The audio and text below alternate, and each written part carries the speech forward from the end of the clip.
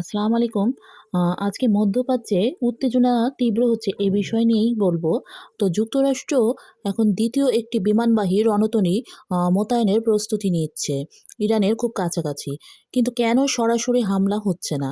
আজ আমরা দেখব ইরানের শক্তি, মার্কিন প্রতিরক্ষা ব্যবস্থা এবং এই জ্বালানি ও সামরিক কৌশলের আড়ালে লুকিয়ে থাকা বাস্তবতা। ওয়াল স্ট্রিট জার্নাল থেকে জানা যায় যুক্তরাষ্ট্র ইরানকে কেন্দ্র করে মধ্যপ্রাচ্যে দ্বিতীয় আরও একটি বিমানবাহী রণতরী মোতায়েনের প্রস্তুতি নিচ্ছে।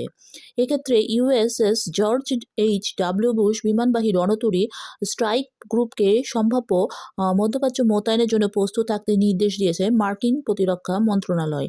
সেখানে গেলে এটি ইউএসএস আব্রাহাম লিঙ্কন এর সঙ্গে একসাথে যোগ দিবে।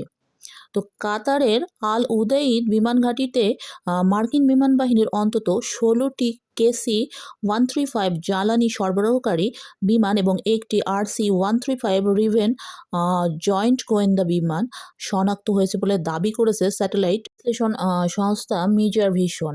প্রকাশিত তথ্য অনুযায়ী এসব বিমান ঘাঁটির ভেতরে অবস্থান করতে দেখা গেছে। KC-135 বিমান আকাশে অন্যান্য সামরিক বিমানকে জ্বালানি সরবরাহের কাজে ব্যবহৃত হয়, আর RC-135 রিভেট জয়েন্ট বিমানটি গোয়েন্দা নজরদারি ও তথ্য সংগ্রহ মিশনের জন্য ব্যবহৃত হয়।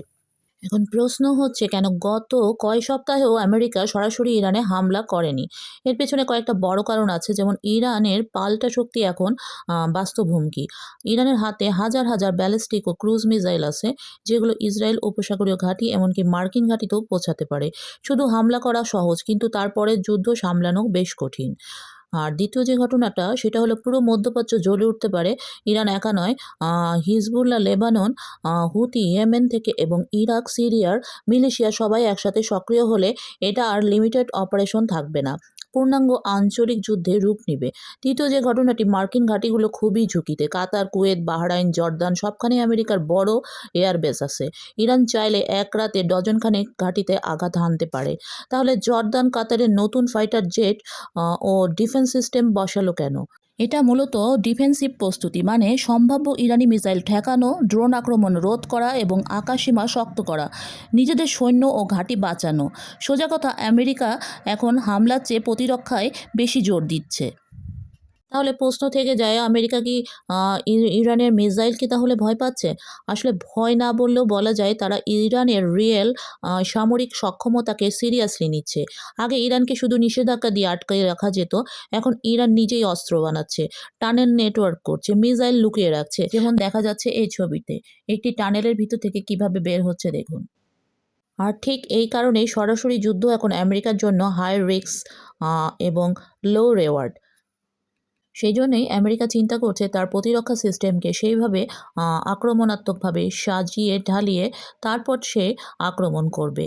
আর যদি এমনটা হয়, এভাবে থাকতে থাকতে ইরান মনে করে আমেরিকা এখন আর আক্রমণ করবে না, ঠিক সেই মুহূর্তেই আমেরিকা তখন আক্রমণ করবে। অনেকটা এরকমই। এবার একটু অন্য প্রসঙ্গ, ট্রাম্পের শান্তি সম্মেলনে যাচ্ছেন না বেলারুশের প্রেসিডেন্ট। আগামী ১৯শে ফেব্রুয়ারি যুক্তরাষ্ট্রে অনুষ্ঠিত হতে যাওয়া ট্রাম্পের প্রথম বোর্ড অব পিস শীর্ষ সম্মেলনে অংশ নেবেন না বলে জানিয়েছেন বেলারুশের প্রেসিডেন্ট আলেকজান্ডার লুকাশেঙ্কো। তিনি জানান, আমন্ত্রণপত্রটি খুব দেরিতে পৌঁছেছে এবং তার এমন কিছু জরুরি কাজ আছে যা স্থগিত করা সম্ভব নয়।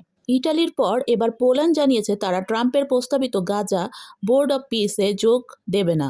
এর ফলে যুক্তরাষ্ট্রের মিত্র দেশগুলোর মধ্যে এই উদ্যোগ থেকে দূরে থাকার তালিকায় আরও একটি দেশ যুক্ত হলো। এবার আবারও ইরান প্রসঙ্গে, তো ইরান তার ক্ষেপণাস্ত্র এবং পারমাণবিক কর্মসূচি ত্যাগ করতে অস্বীকৃতি জানিয়েছে। ইরান হামাস এবং হিজবুল্লাহকে অর্থায়ন বন্ধ করতেও অস্বীকৃতি জানিয়েছে। সূত্র আল জাজিরা। মার্কিন সিনেটর জন কেনেডি বলেছেন, ইরান ইস্যুতে আমাদেরকে ভেনিজুয়েলার মতো কৌশল অবলম্বন করতে হবে। এদিকে ইরান জুড়ে ইসলামী বিপ্লবের বিজয় বার্ষিকীর মিছিল সমাবেশে আনুমানিক 2,30,00,000 থেকে 2,60,00,000 মানুষ অংশ নিয়েছে, যা ফার্স নিউজ জানায়। এখন একটা কথা না বললেই না যে সাম্প্রতিক রিপোর্টে দেখা গেছে যে যুক্তরাষ্ট্র মধ্যপ্রাচ্যে তার প্রতিরক্ষা ব্যবস্থা শক্তিশালী করছে, যেমন থার্ড প্যাট্রিয়ট সিস্টেম এবং অন্যান্য হাইটেক এয়ার ডিফেন্স। এগুলো মূলত মোতায়েন করা হয়েছে এমন দেশে যেখানে মার্কিন সেনা অবস্থান করছে, যেমন জর্দান, কুয়েত, বাহরাইন, সৌদি আরব এবং কাতার। কিন্তু মনে রাখতে হবে এটি সরাসরি ইরানের বিরুদ্ধে হামলার প্রস্তুতি নয়।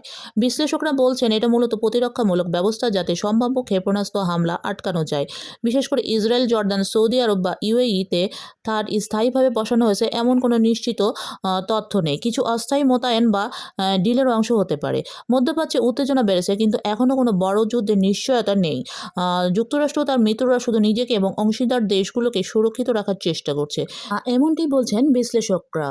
তো যাই হোক, সব মিলে পরিস্থিতি কখনো ঘোলাটে কখনো পরিষ্কার, এর মধ্যেই চলছে আলোচনা। তো দেখা যাক শেষ পর্যন্ত পরিস্থিতি ঠিক কোন দিকে যায়। আপনারা ঠিক মতো পেয়ে যাবেন আপডেটস। তো আবারও দেখা হবে ইনশাল্লাহ। আজ এ পর্যন্তই, সঙ্গে যুক্ত থাকুন। আল্লাহ হাফেজ।